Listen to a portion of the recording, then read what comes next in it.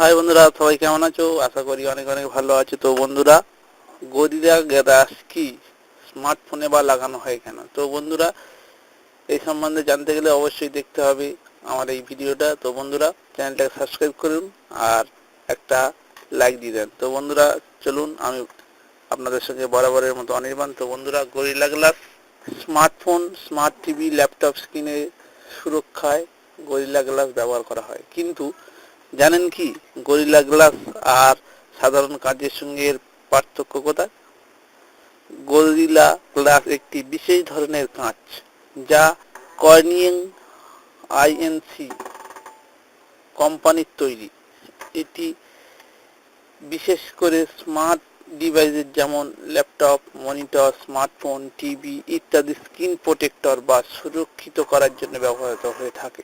2008 সালে smart generation Corning gorilla glass তৈরি করা হয়।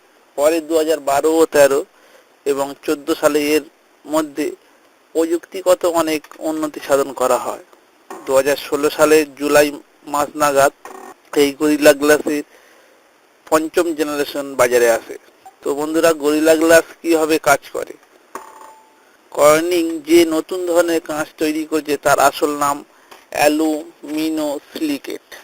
সাধারণত যে কোনো কাঁচের মতন এটি তৈরি করা হয় মূল উপাদান বালি বা স্যান্ড থেকে। তাছাড়া এই গ্লাসের ব্যবহার করা হয় অ্যালুমিনিয়াম, সিলিকন এবং অক্সিজেন।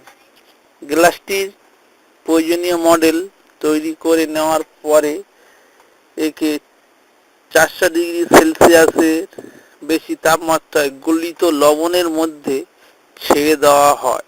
এরপর নানান রকম রাসায়নিক বিক্রিয়ার ফলে গরিলা গ্লাস আপনার কাঁচের তুলনায় আরো শক্তিশালী ও নমনীয় হয়ে ওঠে।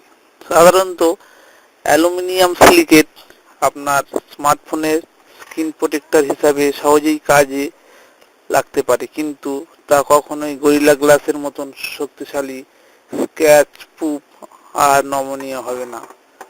কর্নিং এর দাবি এই গরিলা গ্লাস রিসাইকেবল এবং এটি পরিবেশের জন্য ক্ষতিকারক নয়। তাই ইদানিং স্মার্টফোন, স্মার্ট টিভি, ল্যাপটপ ইত্যাদি তার স্ক্রিনে বিভিন্ন ছোটখাটো আঘাত বা দুর্ঘটনার হাত থেকে বাঁচাতে গরিলা গ্লাস ব্যবহারের চল অনেকটাই বেড়ে চলেছে। তো বন্ধুরা, যদি ভিডিওটি ভালো লাগে একটা লাইক আর বন্ধুদের সঙ্গে শেয়ার করবেন।